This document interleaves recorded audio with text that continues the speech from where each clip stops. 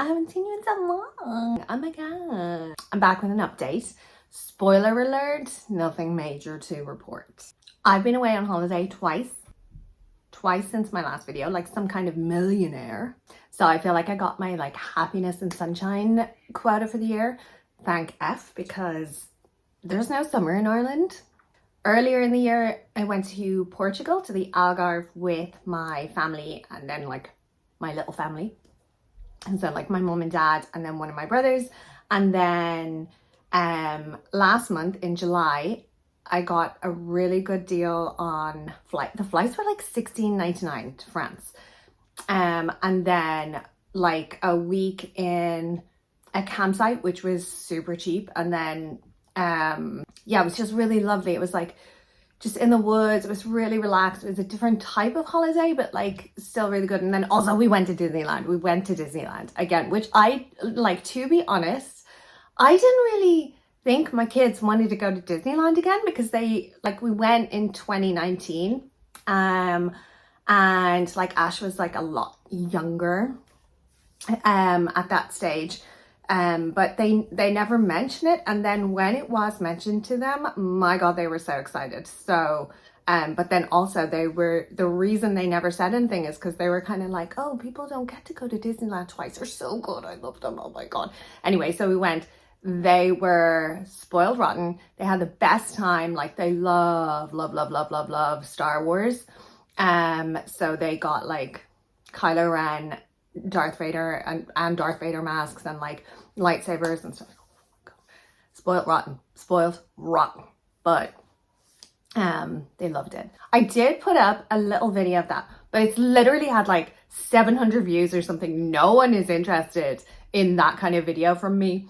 I also filmed a kind of a vlog last month, edited it and everything, and then I was like, oh God, it's so boring. Like I was boring myself looking at it. And I just thought, no one wants to see this. So I didn't put it up. So second last day of that holiday then. So we were due to go home on the Wednesday. And on the Tuesday, I was going to go to Orléans because there was two things. First of all, Tour de France was leaving from there that morning. And then the Olympic torch was there at that time. So I just thought like, you know, that would be a cool thing for the kids to see. You know, I have lots and lots of cool memories from when my parents took me away on holidays and things that I got to see and experience. So I know that's not like a major thing to see or experience, but it's just, you know, to be able to be like, oh yeah, I saw that, or I was there, you know, that kind of thing. Anyway, look, I woke up just within 15 minutes of being awake. I went from like, yeah, this is what we're doing, to, oh my God, something is wrong. So, okay, I know now, obviously, I know now because I'm the future version of that person, but it was neutropenia, like the usual flu-like symptoms, just really not feeling well and really fatigued. But I'm sure this happens to you as well. If you're neutropenic, it's the last thing you think of. It is, you do not go straight to, oh, I'm neutropenic. Like that is just, you're like, oh, it must be this or it must be that or something. Well, that's what I do. Maybe I'm so thick, like, but I am always like, oh, it must be, I don't know. Well, to be honest, at that time, I just thought, oh, look, it's been a busy week. I was on Ribociclib the whole week. So I just thought, oh, do you know what? We've done a lot. I'm probably just wrecked. Next day, so we were going home the next day. I got this thing, Rhin Advil. So it's like ibuprofen and pseudoephedrine. I was just popping those for that whole day. Our flight was delayed as well. And then when we got home to Ireland, I just went straight to my parents' house. Excuse me. And I went to bed. And then that was Wednesday. Thursday, excuse me, I went to the doctor on Friday because I felt like I was dying and it was actually pneumonia. So I guess that leads to the point that my immune system is probably not as great as it once was.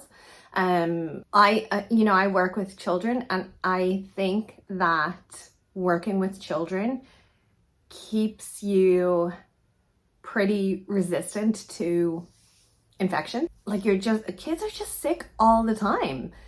Kids, like, they have runny noses and everything all the time. If you work with a big group of children, one of them is probably sick, you know? I just think if I didn't work with kids, that I would be so much sicker all the time.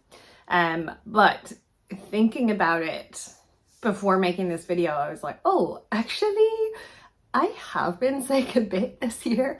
So there was obviously that pneumonia. I had COVID. I had that cellulitis around my scar, which was so weird. I had neutropenic sepsis and influenza, and just other kind of like little infections along the way. But like, it's only the beginning of August. Like, that's a lot, isn't it? But it's only when I think about it and I say that, but really I don't feel like I've been sick this year, you know? Okay, so the next thing is my hair. My hair is different. Okay, if you haven't figured it out, I'm losing it. I'm losing my hair. On a good day, it can look like really intentional and cute, and then on pretty much every other day, like 90% of the time, I look like a tufty little dog. Wait till you see what's going on here. Look at the party that's going on in the back there. You know? I don't know if I'm actually going to include that. Like, yeah, a lot of hair thinning. Like, you know, I always had a lot of hair, and now I don't. And I'm dealing with it. I'm fine, okay? The other thing is the way that it feels is, I don't know now if this happened to everybody, but you know, like when you start doing AC and then it's like day 17 when your hair is like, bye, I'm going now, bye. After that time and just before that time, the way that your hair feels so coarse and dry, that's what my hair feels like. I mean, I'm not bald, so that's fine, isn't it? So I was released back into the wild for a while after my last hospital appointment, which is kind of like, it's actually amazing. It's really nice when you don't have to be constantly going in for blood tests, getting weighed, like pokes and prods and all of that kind of stuff. A lot of the time I would go into those appointments, and I mean, actually, do you know what? At the this is probably why, like, they were probably just annoyed with me at this stage, but at the last one, I was like, oh my God, can I just go home? Please, can I just go home? I live in Wicklow and my hospital's in Dublin, and it's not that far, but at commuter times, it can take hours to get home. So I would go after work, and then there would be such a short period of time where if I left by a certain time, I would be able to get home at a reasonable hour. So I didn't really like going in. It just seemed like a waste of time. Also, like, you know, you just can forget that you have cancer. I mean, like, you're taking your medication every day and all of that kind of stuff, but like, it's just, you're not like a patient, you know? And you're just, like, the way my oncologist said it was like, you know, you can just go off and live your life for a couple of months, like, you know? And it's like, yes, I want to do that. That's what I want to do. Now, next week, actually, I'm back into the hospital. I'm doing the Zometa, CT, bloods, whatever, the whole lot, basically.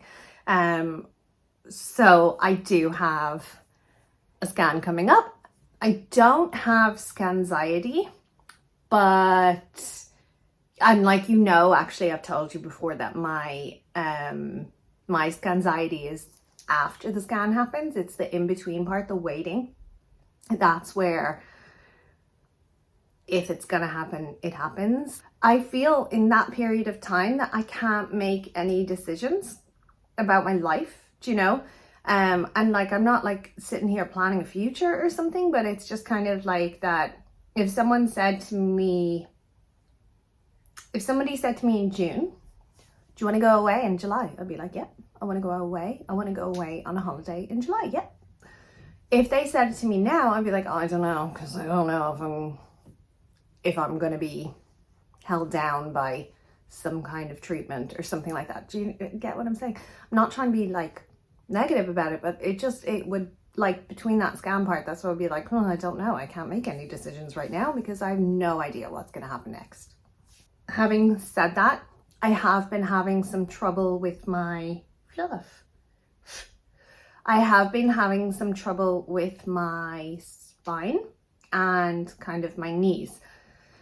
It could be something, and probably is something, totally unrelated. I've, for my whole life, basically, well, not my whole life, since I was like 12 maybe, had back problems because I had a back injury. So things go on, and I have degenerative disc disease as well. So things do go wrong with my back and I get sciatica.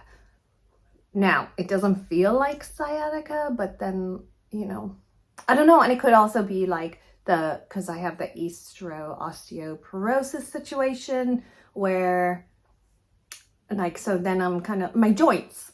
Also, I haven't had a Zometa infusion. There's like lots of things. I just don't know. I don't know.